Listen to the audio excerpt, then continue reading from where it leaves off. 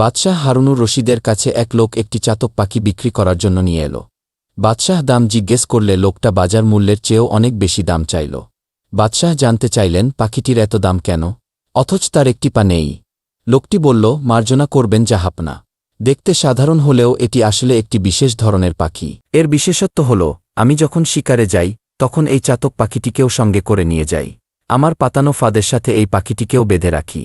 এই পাখিটি তখন অতি আশ্চর্য এক আওয়াজে অন্য পাখিদের মনোযোগ আকর্ষণ করে। তার এই আওয়াজ শুনেই ঝাঁকে ঝাঁকে পাখিরা এসে জড়ো হয়। তখন আমি একসাথে সব পাখিকে শিকার করি। বলা যায় এই পাখিটি আমার শিকারের প্রধান ফাঁদ। বাদশাহ তার কথা শুনে পাখিটিকে শিকারীর চাহিদা অনুযায়ী চড়া দামেই কিনলেন এবং সাথে সাথে জবাই করে ফেললেন। শিকারী অবাক হয়ে জিজ্ঞেস করল, জাহাপনা, আপনি অনেক দামে কেনা পাখিটি এভাবে জবাই করে দিলেন?